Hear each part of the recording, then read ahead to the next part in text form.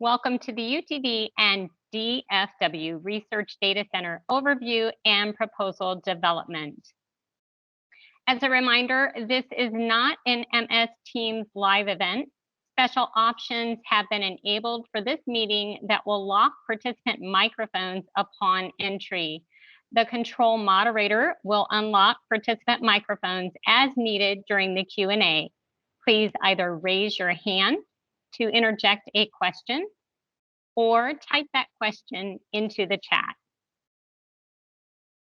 Joining us today to speak during this period of instruction is Dr. Barron.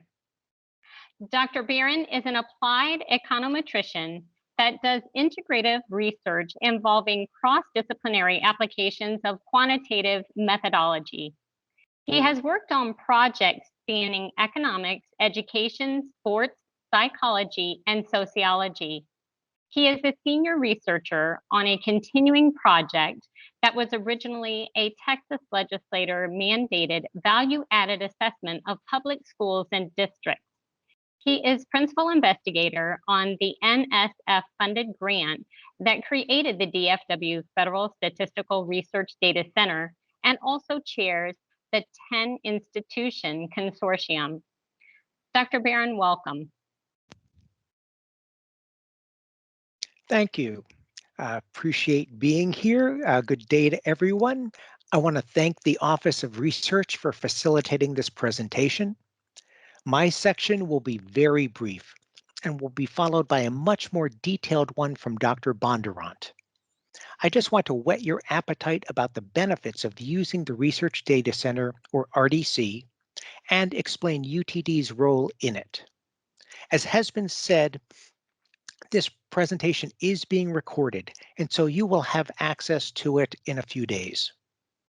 I encourage you to write down any questions you have in the chat as we go along, and be ready to ask questions unmuted at specific times that will come up. Please note on the slide the website for the Dallas-Fort Worth Research Data Center. We will put this link in the chat. Much of the information that will be presented today can be found there.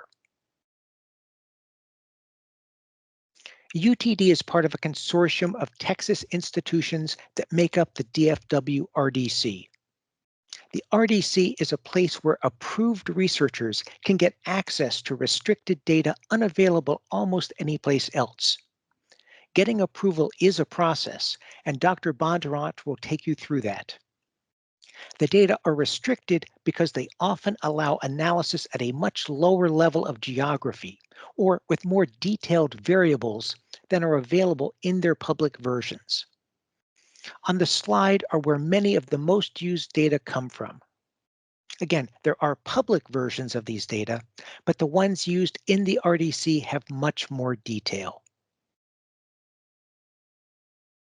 I'm often asked where publications appear that use RDC data. I'm an economist by training, and historically, economists were among the first disciplines to use these data. And so I have shown on this slide a screenshot relating to economics journals. I've also listed just a few of the many journals that have had recent, often multiple articles using RDC data. While I just showed you a slide with economics and management emphasized, the types of articles now span many other disciplines, including, for example, criminology, demography, sociology, and the health sciences. On this slide is a broader list of journals that have recently used RDC data. I am showing this here so that you can see the breadth of publications, and you can refer here on the recording afterwards if you are interested. I've mentioned that UTD is part of a consortium. You will see later the institutions that are partners with UTD in this endeavor. What this membership means, though, is that UTD helps fund the RDC so that our UTD researchers will either pay nothing or much less than otherwise. A researcher who comes from outside of the consortium may end up paying up to $20,000 a year for a seat in the RDC. There is no cost for a seat in the RDC for UTD affiliated faculty and graduate students. There still may be some financial costs, though, depending on the data that are needed for a project. So while census data is generally free, data from, say, the Bureau of Labor Statistics or the National Center for Health Statistics might have a cost. Whenever possible, however, the RDC and UTD are looking to cover some or all of these data costs. One possible mechanism is the new UTD seed grant that the Office of Research has put in place. Given the great benefits from working with RDC data, but also the costs and barriers to using these data, as Dr. Bondurant will tell you about, UTD has created a seed grant program to encourage RDC use. The seed grant program is available now and can be found in the link shown. We'll put the link in the chat. While the grants are not for graduate students directly, grad students can be part of a faculty-submitted proposal. I encourage you to check it out. The objective of the seed grant program is to aid researchers in developing RDC projects that will be good candidates for obtaining external support. The payoff from these projects will hopefully be high-impact research publications and dissertations by associated graduate students. Thank you, and let me introduce Dr. Bondurant. Sam is an economist for the Center for Enterprise Dissemination within the Census Bureau and serves as the Dallas-Fort Worth Federal Statistical Research Data Center Administrator. He received his PhD in economics from the University of Texas A&M in 2018. He has a specialty in health and causal inference. Sam? Thank you, Court, for that introduction. Hello, everyone. I am the administrator for the Dallas-Fort Worth Statistical Research Data Center. That's a mouthful, as Court has already said. We just refer to it as the RDC. So for this presentation today, a couple of goals here. I want to provide you with a general overview of the entire FSRDC program, as well as give you a breakdown of the working environment that you would actually be accessing the data for your projects. I'll go through the phases of an RDC project, talk about the different data products available for access, as well as the advantages that types of data actually have. And then at the very end, provide a very realistic timeline of what to expect whenever you're planning your work or proposals within the RDC. So the FSRDC is a federally secure research lab where authorized users are granted access to secure, restricted use microdata.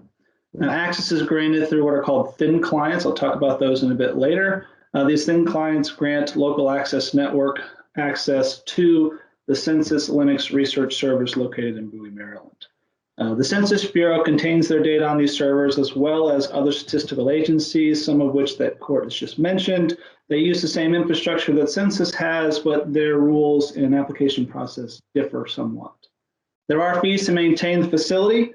However, if you're accessing Census Bureau data due to your membership with the DFW RDC consortium provided by UT Dallas, your affiliation waives these fees for all census projects, which is substantial in some cases. Now, there are 29 active RDCs across the US.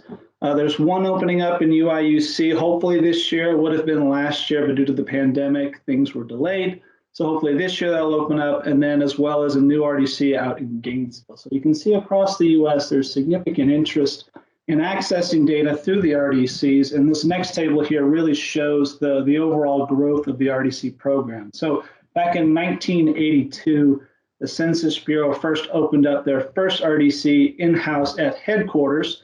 Unfortunately, this one closed down a couple of years ago. They actually moved this to the Federal Reserve Bank in 2019. However, the true first RDC, at least what I consider the first RDC, occurred, the opening in 1994 in Boston at the National Bureau of Economic Research.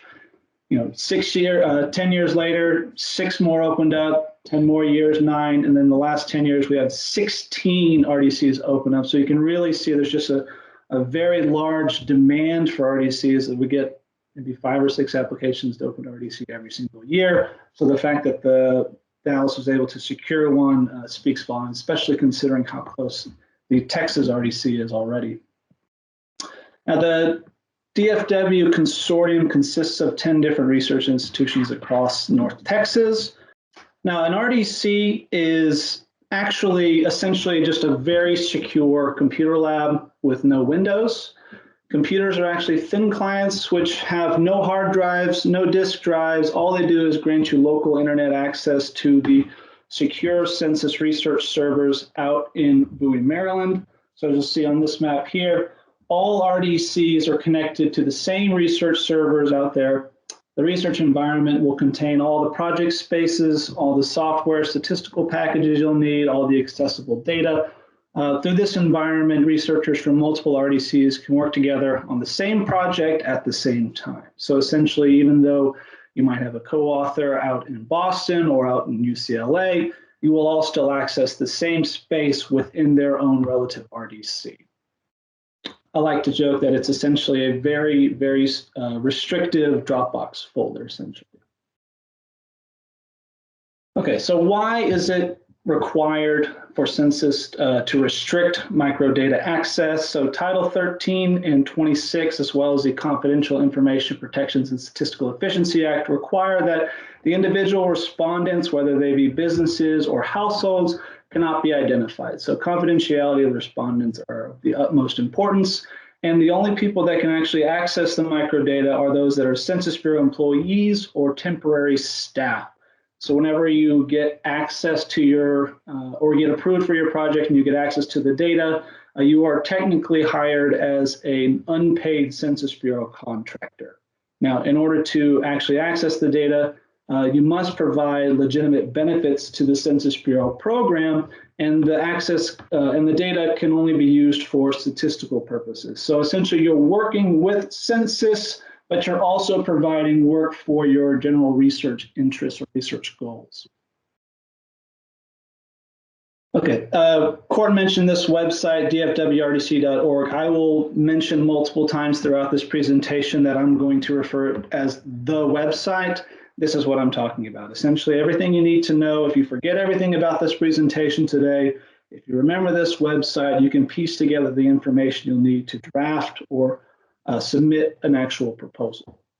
So there's information on the data products, the different proposal processes. I even bullet pointed a step-by-step procedure you'll need to follow, as well as helpful presentations about other data products available.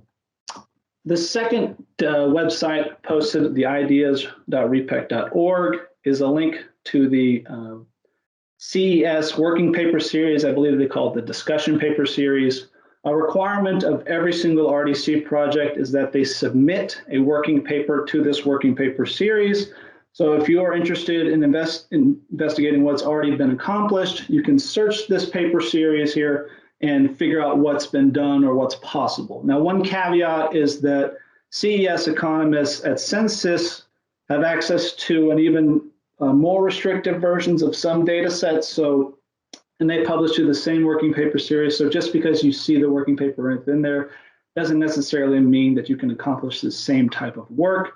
If you have questions about that, send me an email and I can research internally whether or not this was an actual RDC project or an internal project to sort of gauge the capabilities of what your research interest might be. Okay, if there's no questions, I'll go ahead and continue on with this next section. Feel free to ask questions towards the end of this one as well. So the different phases of an RDC project are bullet pointed here, starting with the proposal drafting of the actual proposal. I say there's a pre-preliminary proposal. It's just simply send Wenhua and I. Wenhua D is the executive director of the FSRDC. She's also an economist at the Federal Reserve Bank in Dallas.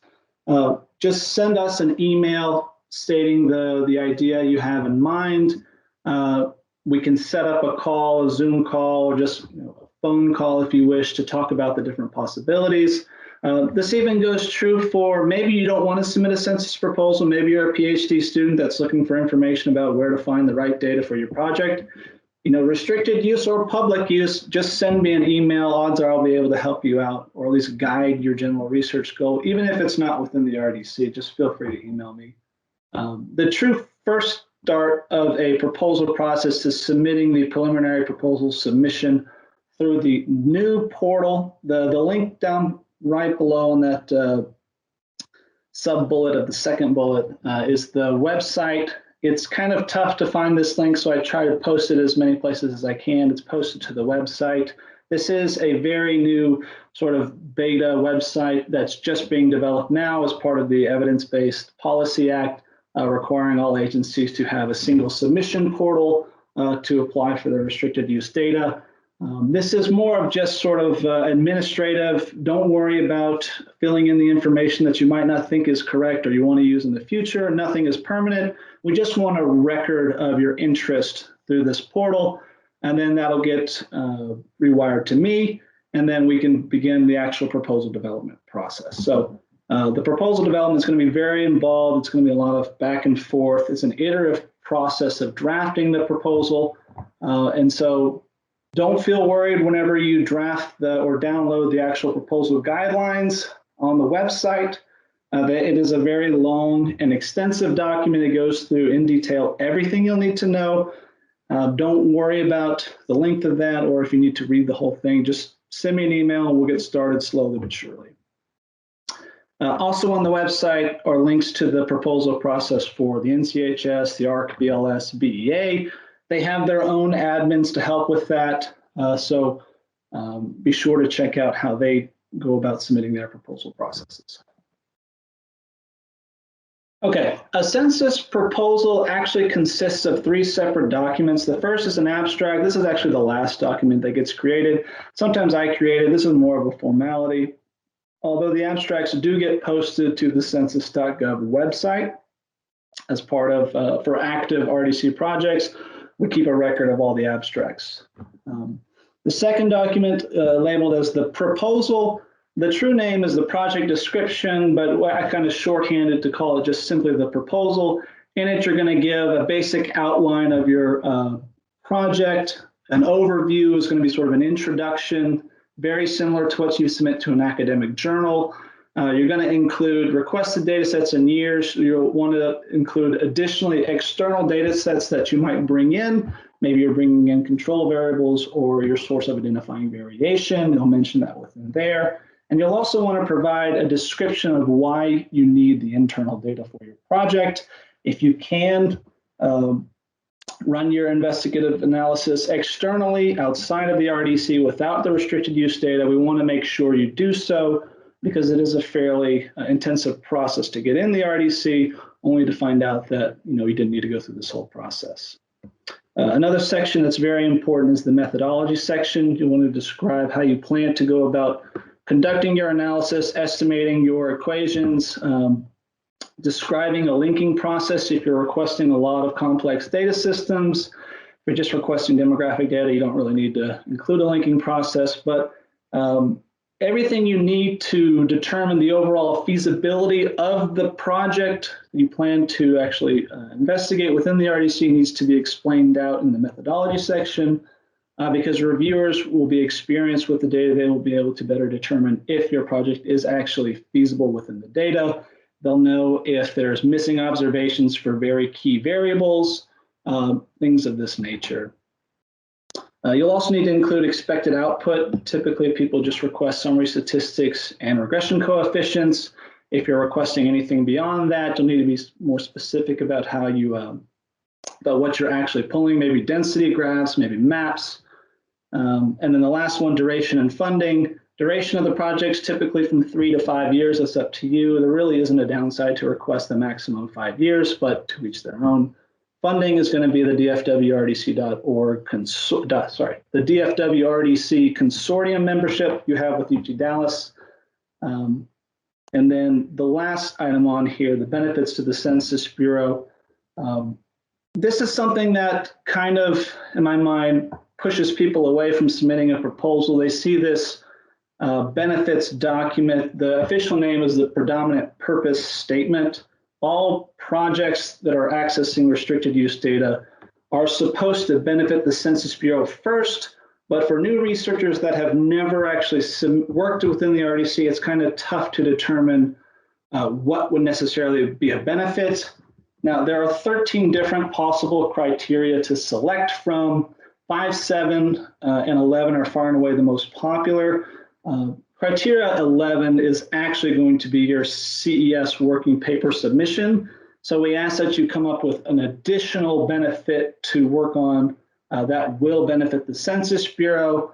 I created this graph a couple of years ago to show the overall distribution of the selected benefits for those that are active or completed projects. You'll see 5, 7, 11 are far and away the most suggested, 3 being the next one.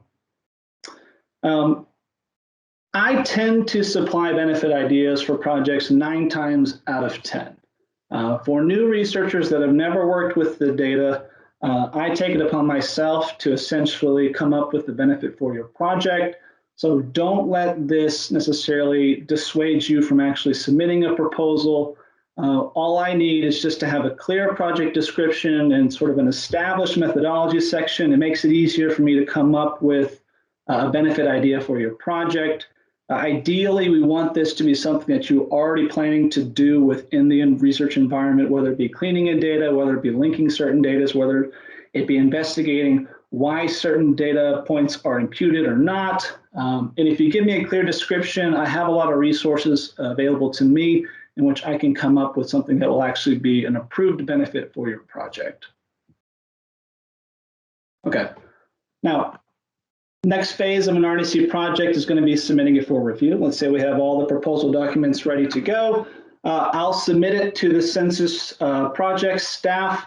The project team will then send the proposal to 2 or 3 content reviewers, a disclosure officer, and a policy reviewer.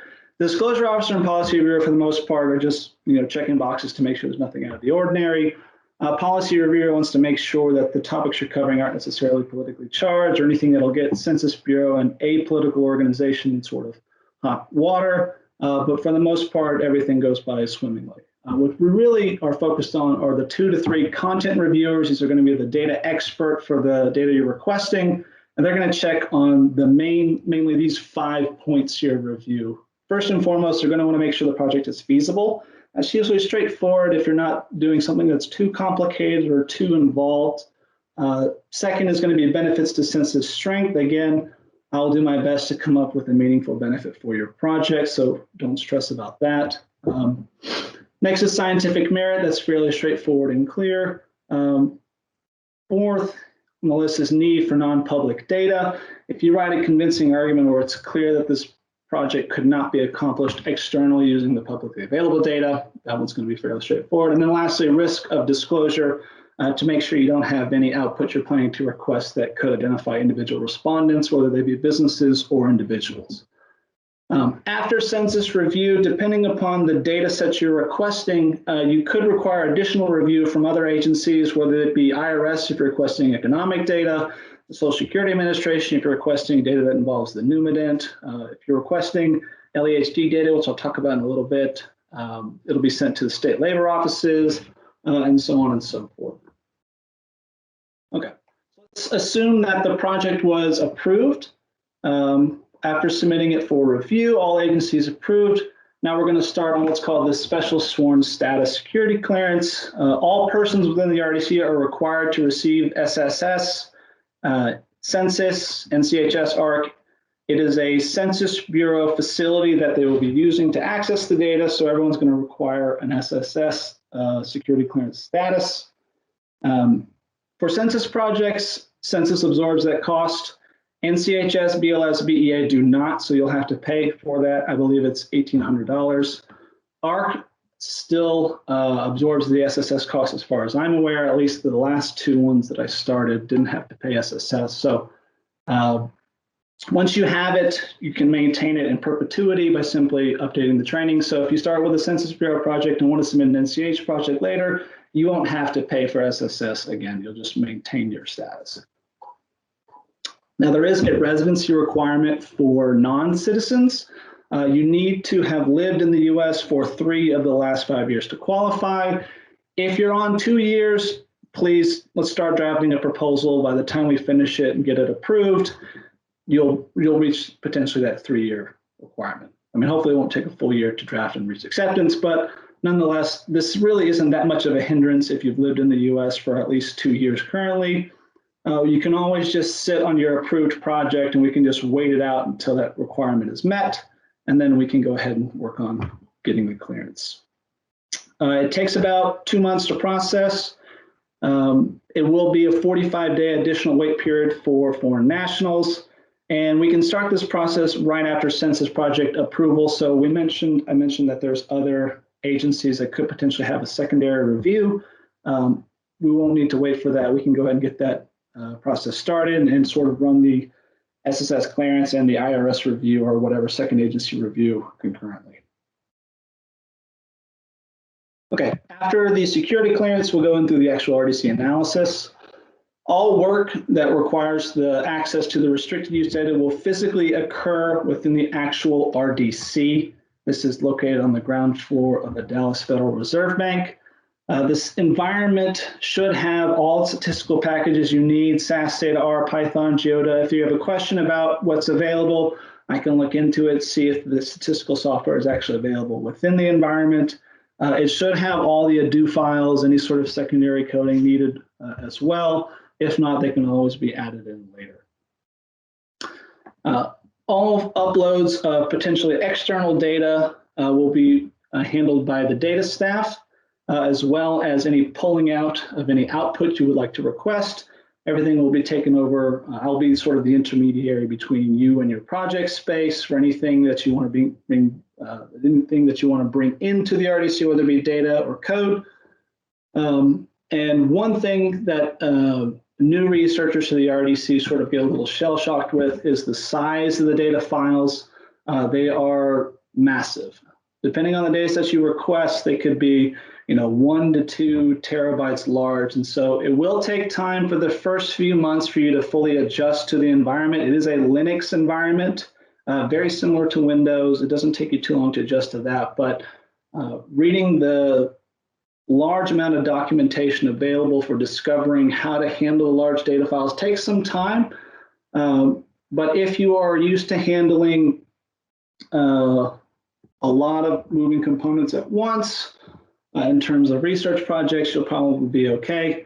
Some researchers take 6 months to a year to fully get immersed into how to handle these data files. It's perfectly normal. That's why these projects last for so long, 3 to 5 years, because it is a fairly large upfront overhead cost you make. But once you're in there, things go by very quickly and you become a very useful researcher within not only necessarily your project, but future projects you plan to potentially work on as well. So the benefit of the RDC environment is one which you could potentially have a co-author in, say, Atlanta and Boston. If you're all on the same project, you're all accessing the exact same project space, so you can all work sort of together in tandem on the exact same project through the RDC. So it's actually really beneficial for researchers that potentially have co-authors, maybe from grad school, that accepted jobs that also have access to an RDC. You can work together on the same project.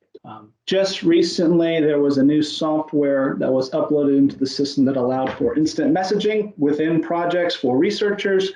And so instead of having to leave the RDC, make a phone call or an email and come back in to communicate, now you can directly instant message your other co-authors in live time. Okay. Now, as you're working through the RDC, you're going to want to pull out statistical output. All statistical output is going to need to go through disclosure avoidance review.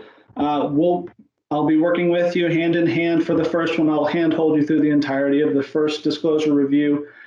Everything must be reviewed. Disclosure statistics are run on, and the requirements are different across different data sets. But essentially, when all the ducks are in order, headquarters will actually email you all of the approved output. And so nothing that you work on within the RDC can be pulled out. You can't remember any numbers, you can't remember any statistics or anything like that, and handwrite them yourself. You can't print anything out and pull it out of the RDC. everything that has been properly reviewed will be emailed to you externally. Okay, and as you're working through the project, we want you to be working on the benefit in tandem with your analysis you already planned to actually work on. But towards the end, we're going to need to have the two benefits submitted to Census, one being that working paper, and the other one being a selected benefit from the other different 12 criteria available. Okay. And I'll take a quick pause here again for anyone that has questions about drafting the proposal, or maybe any questions about the potential benefits they would suggest at this time. Hi, Dr. Bondurant. I'm actually a graduate student at UT Dallas. I'm in economic major. I may worry about things a bit too early. You mentioned that we can bring some external data set. Do you mean that even for some census data on their website or API, we still need to bring it in because it's not on the RDC server? Yeah, so any external data, you can't, there's no API, there's no internet interaction within the environment. So everything will actually have to be on the select certain file, a discrete file, I should say. Some people will bring in actual American Community Survey publicly available external data, even though they have access to the restricted use version, simply because the publicly available version, you can actually work on it externally, collapse it down to the county level, what control variables, maybe different demographics or whatever, and then bring it in and upload it to their RDC. Some people have external data that's not a part of the Census Bureau. Maybe you're bringing in what's very common for economic proposals is called CompuStat, which is information on publicly traded firms. They will bring that in for their project to sort of map out additional variables for public businesses within the RDC. You just want to make sure you specify all of that within your proposal beforehand, and it makes things a lot easier. Another question, I guess it's a concern for many of your researchers you work with. What kind of like output could it be? Like, is it like really, really restricted that you cannot even specify some data for one industry or something? So it depends on the type you're pulling out. For the most part, it's not as restrictive as you would think. I think, for example, individual demographic level data, I think you can bring out a statistic that only represents 3 people, so long as it's pulled from the entire US. For economic data, it's mainly a matter of concentration. So if you're pulling out a statistic that only represents, 3 or 4 firms, as long as one firm doesn't have like the vast majority of the overall representation in terms of employment or payroll, then that's perfectly fine as well. Even if there are the requirements don't allow you to release a certain statistic, there is a process to add noise within the data. So when you're dealing with, essentially a lot of times it's a vast amount of observations for a single statistic, typically it's pretty rare to find a disclosure stat that fails. But even so, there is a process to pull out that disclosure statistic, although it will require adding noise or some sort of variation within it to help protect the individuals represented by that statistic. Thank you. You made it really clear. One question for myself and several friends here.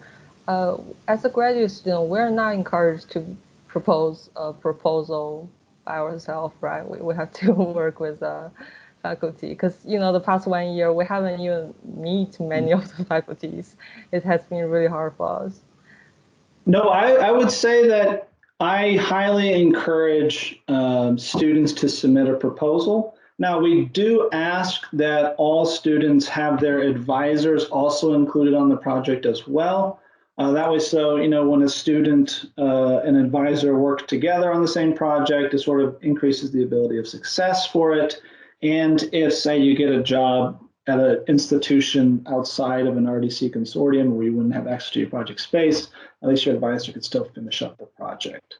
But no, I would highly encourage all students to submit a proposal. I will say the most common way people get involved within an RDC is that their advisor has a project and they add a lot of their advisees on as RAs to work on it. They sort of get used to working in the environment. They have the ability to sort of develop a proposal after having seen access to what's possible, and then that leads to more projects down the line. So it's kind of a recurring cycle of advisee students within the RDC. Yeah, thank you. Okay, perfect. Let's get into the advertisement of why you should submit an RDC proposal. It is a long process. I don't want to lie to you that it's not difficult to do it, but and honestly, I haven't met anyone that's regretted ever submitting one. And I will work with you a lot in terms of drafting the proposal and providing edits to how to better formulate your idea. If you have a solid research idea, let's do our best to get it within the RDC. Okay, so why submit a proposal? Far and away, the best one is data availability. There's a lot of different data products available for access. I think there's over 1,000 different types of data products available. Within Census, there's basically two categories. You have economic data and demographic data. Economic data basically surveys businesses, whether it be at the establishment or firm level. Demographic data surveys households and individuals.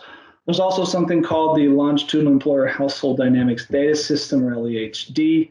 This is extremely popular among labor economists. There's also metrics data, which I believe tracks graduate students. I think this started out in Texas, UT Austin.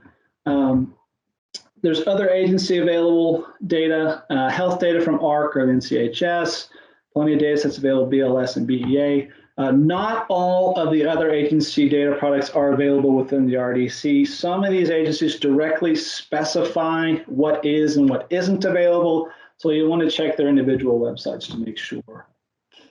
Okay, starting with economic data, a lot of lines here, a lot of tables here. Just to give you sort of a general sense of, there is a lot of information out there for firms and establishments. Starting in the top left corner of that table, the economic censuses, these occur every 5 years.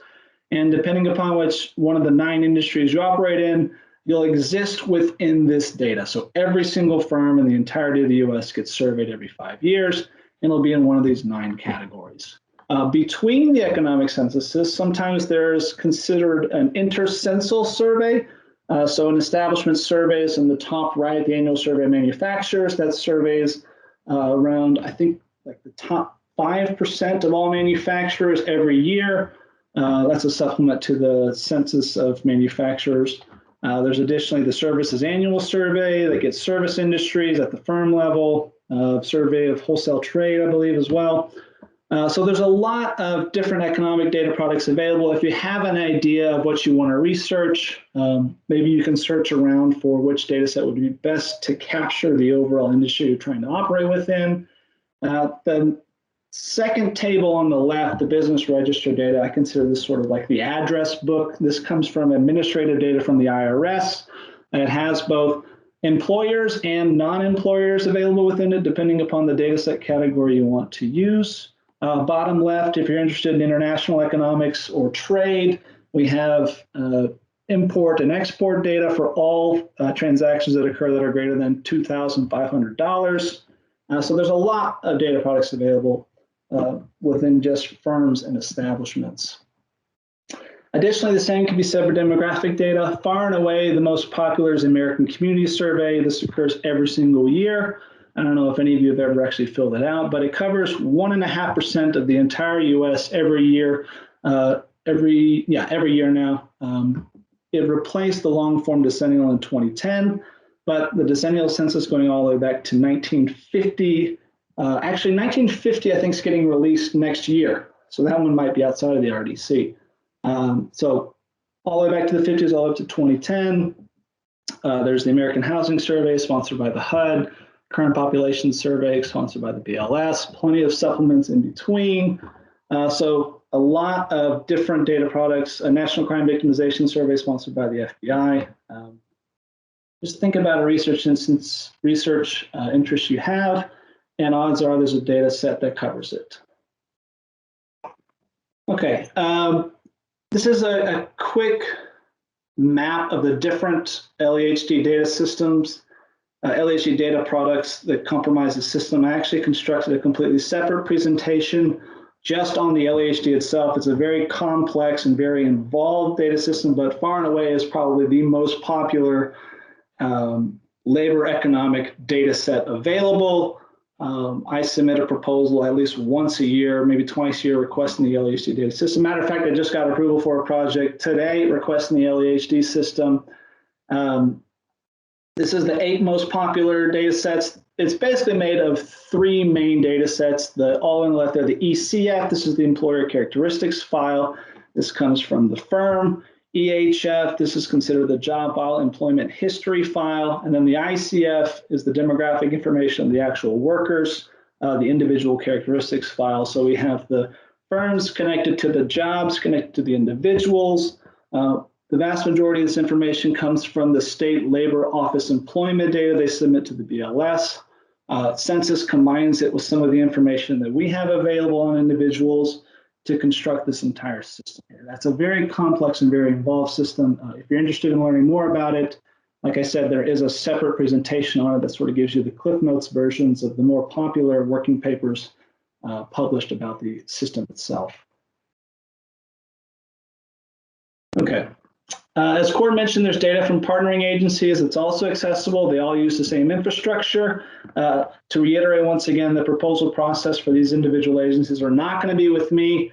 However, the security background check will be with me post-approval. AHRQ, the most popular data set requested is the Medical Expenditure Panel Survey Household Component, or the MEPS-HC. This goes over household spendings on different medical expenses. And there's other data. I'm not familiar with any other data products within here, but nonetheless, they have a lot of data offerings available. NCHS additionally has dozens and dozens of data sets available. The NHANES about health and nutrition, that's a very popular one. The National Biostatistics down there at the very bottom, NBSS, another one. Just an overall plethora of available data products that cover health. Okay, getting into the data advantages. Far and away, the economic data advantages are very clear. There's no publicly available microdata unless you want to, gather it up yourself or pay a buttload of money for the public versions from these larger companies that aggregate this for you. But the best advantage of the economic data is simply the fact that no other microdata exists on private or public firms in this manner now. The internal data is at the establishment and firm level. There is sort of a universal scope in terms of research areas. You can do this in terms of an economic sense, a demographic, sociological. I even have a project out in Kentucky that's doing this in a statistical sense. They're going over random experiments run through the annual survey manufacturers and census manufacturers in order to try to better improve the surveying methodology they use. Within the economic data, there are very consistent linkaging variables across different data years and cross-sectionally across different data products. They all use the same IRS employer identification number, so it's really easy to link across surveys. And even so, if you want to bring in external data, the business register has name and address, so you can really link your external data products if you have them with the internal data products, if you don't have an EIN, using names and address. So to give one example of this, Greenstone, Hornbeck, and Moretti in 2010 published a paper in the Journal of Political Economy trying to identify agglomeration spillover. So an agglomeration in an economic sense is the idea that a large number of firms exist within relative close proximity with one another.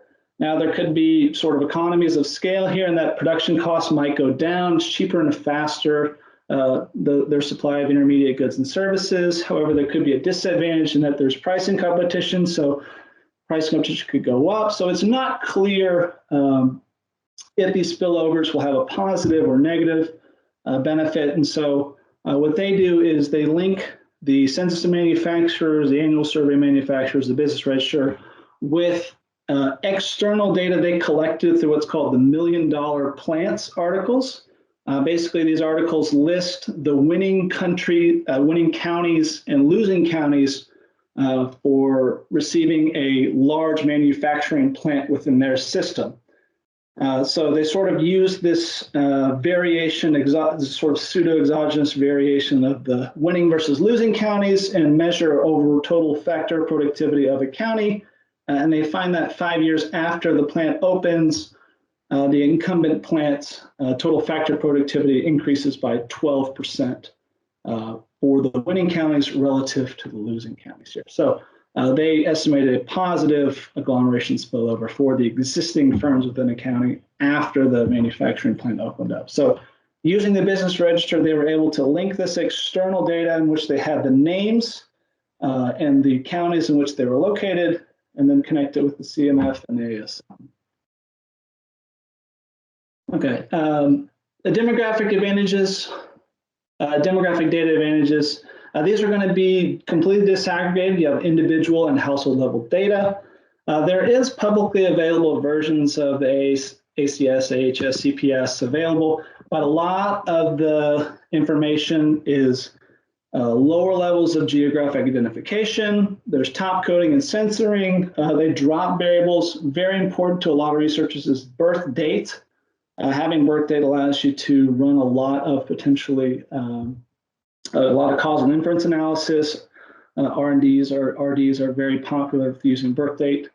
Additionally, there is about an additional, I would say 50% on average, larger sample whenever you have the restricted versions versus the public use versions. An example here, Angerst and Chen 2011 published in AEJ Applied Economics.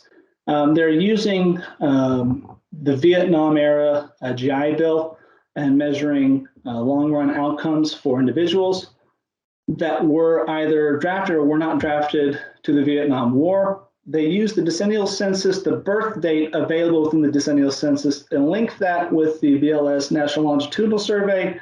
And they find that using that birth date as an exogenous form of variation or identification, an instrument for potential military service within the Vietnam War, they found that there weren't any long-run consequences to schooling gains. Sorry, there were increases in gains to schooling, but there weren't any consequences to earnings losses.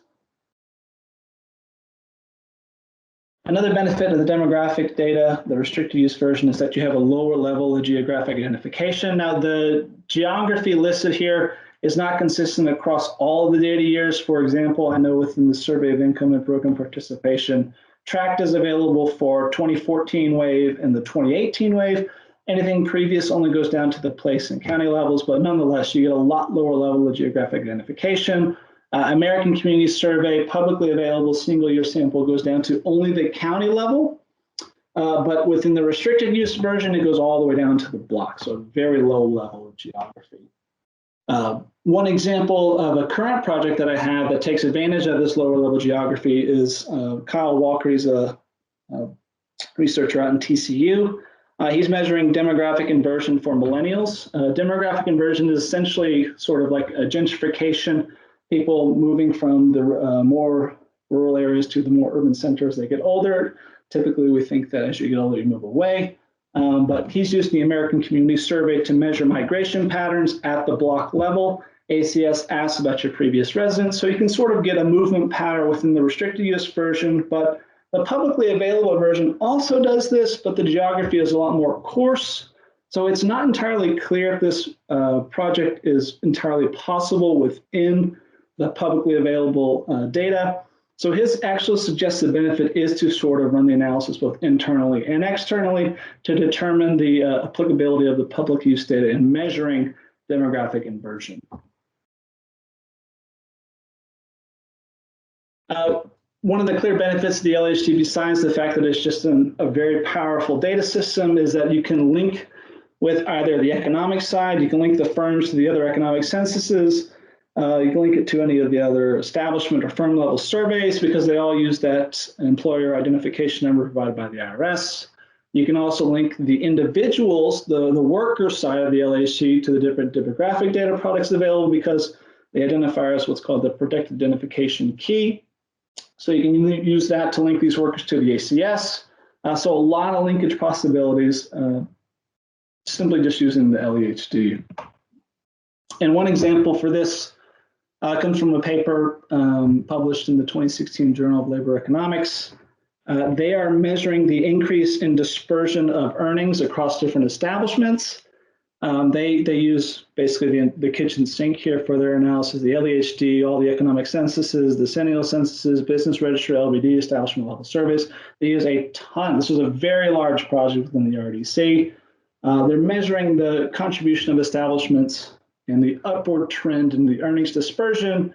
And their main finding was that much of the 1970s through 2010s increase in earnings inequality was a result of the increase in dispersion of earnings among the establishments where the individuals actually worked. So it's not necessarily heterogeneity across the industry in terms of earnings dispersion. It was that those working within the same establishments were receiving lower wages versus the top. So basically the whole, fat cat CEOs getting the golden parachutes is what's causing sort of this increase in earnings, or the main increase in earnings dispersion. For AHRQ, the AHRQ data includes fully specified ICD 910 codes. I believe it also includes the cause or external cause codes as well. I know those are separate in some data files. You have fully specified industry and occupation codes, FIP codes. Sometimes they go down to the tract level. NCHS, very similar story. You have lower levels of geographic identification. You can link across different data products. It has date of births, date of deaths, a lot of very powerful sources of variables that can be used for exogenous variation for causal inference on a lot of economic papers or any sort of type of estimation you'd like to run. Okay, the last thing I want to talk about, this is something that CORE really showed. This is a table showing the different publications made for 2018. Randy Becker put this together every single year. 2018 is actually the last year he did this, so I guess I'll just be using this table in perpetuity. But in the annual report to Census, the Center for Economic Studies publishes an appendix of every single publication made here, and you can see that there is a vast amount of high-rated publications made by just RDC researchers. In one year, there were 12 within the top 5. I mean, I covered 3 or 4 top publication journals in this presentation alone, and you can see that there is a very large benefit to accessing this data in terms of publishability. Okay. And the very last slide I want to cover to provide information is just a general timeline of what you can expect. The proposal drafting process can take, a couple weeks, a couple months. It's really dependent upon you as a research team to determine how fast the turnaround is on updating your proposal. I'm typically get my comments and edits back about in 2 days. So we can really turn out a proposal quickly if you want. That's really up to you. Now, whenever we submit it for review to Census review takes around 1 to 3 months, depending upon the size or scope of your project. If there's requirements of an IRS review, we normally say 3 to 7 additional months review period from the IRS. However, I don't know how this is possible, but the IRS has been returning them significantly faster. I got one within a month. I guess the economic stimulus payments haven't really been causing that much trouble for IRS reviewers. Maybe it's a separate division, I don't know, but they've been inexplicably faster. So if we turn it in today, probably around 2 to 3 months is what I would expect now. SSS packets take from 2 to 3 months to fully get processed once they're submitted. There was a previous backlog. There isn't one currently. If you're a foreign national, I believe there's a default 45 additional day review period. If you're requesting IRS data, this SSS process will run in congruent timing with the IRS review, so hopefully no time is lost there. And then at the end, project work will be from 3 to 5 years. So these are very long durations for a simple, for one RDC project. And so hopefully by the time you're, after 1 year or 2 years of work within the RDC, you'll be able to develop a second proposal and sort of have 2 projects going and then continually from there. Okay. At the very end here, this is my email address. This is Wenhua's email address. I mentioned it briefly. Wenhua is the executive director of the DFW FSRDC. She's also an economist at the Dallas Fed Bank. Just send us an email of any proposal ideas potentially you might want to run. Any simple data questions. I know there's PhD students on here. If you're uncertain about how to go about finding the right data for your area of interest, send those to me as well. Not all of these emails to me need to be about drafting a proposal. I'm also just a resource in general for finding publicly available census data as well. If you want to request a virtual meeting, if you want to include an itinerary, that's also great as well. But like I said, just send me anything that you potentially might have a question on. And with that, that's all I have. And if there are no additional questions, I want to thank you both, Dr. Barron and Dr. Bondurant, for sharing your time, talent, and abundant resources with the attendees. I hope you both have a wonderful day, and thank you, audience members. Thank you. Thank you, everyone. Bye.